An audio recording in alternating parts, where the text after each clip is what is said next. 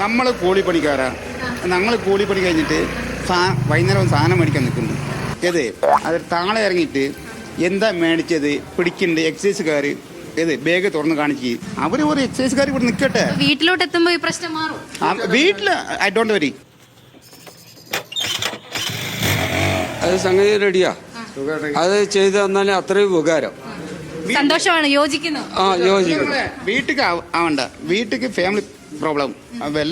അത് വെള്ളടിക്കുന്ന സാധനവും ഇവിടെ ലൈൻ പ്രശ്നം ഒന്ന്. ഇത് റോഡിൽ പോണ സമയത്ത് ഈ പാവപ്പെട്ട കൂലിപ്പണിക്കാർ ജസ്റ്റ് ക്ലാസ് വെള്ളം ഒഴിക്കുന്നു. ഫൈൻ ഉണ്ട്. ബാഗ് തുറന്ന് കാണിക്കുന്നുണ്ട്.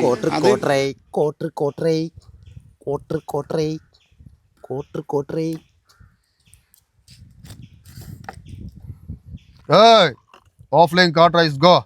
Online quota is coming. Ha!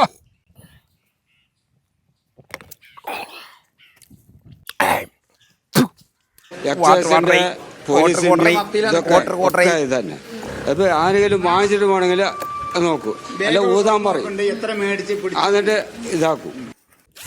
Your is very light. My mixer and HR is cooling. System തകരാറിലാണ് സാർ. ഫയൽ നോക്കി പഠിച്ച് ശരിയാക്കുന്നുണ്ട്. കൃത്യമായ അളവ് ഇതിനകത്ത് പാലിക്കണം. തീർച്ചയായിട്ടും അത് എന്താണ് എക്സൈസുകാർക്ക് അറിയില്ല.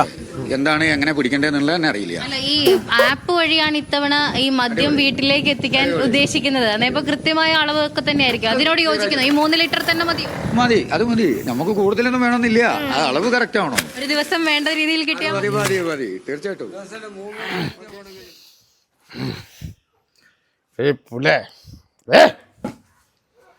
നിന്നോട് ഞാൻ പറഞ്ഞില്ലേ എൻ്റെ മുന്നിൽ ഇരിക്കുമ്പോൾ താടി സിമ്പടിച്ചിരിക്കാം.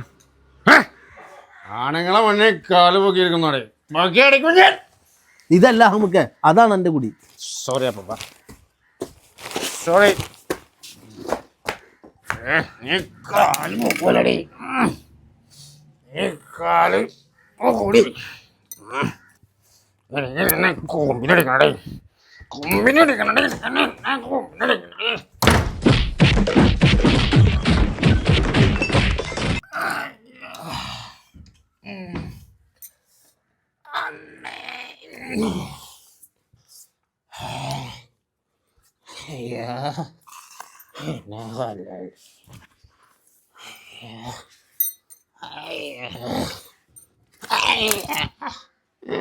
വാതിൽപ്പടി മദ്യം എന്ന ബെവ്കോയുടെ ആശയത്തെ ഇരുകൈയും നീട്ടി സ്വീകരിച്ച് മദ്യപിക്കുന്നവർ ഈ പദ്ധതി പ്രാവർത്തികമാക്കിയാൽ തങ്ങൾക്ക് മഴയും വെയിലും കൊണ്ട് ക്യൂ നിൽക്കേണ്ട ആവശ്യമില്ല എന്നാണ് അവരുടെ വാദം.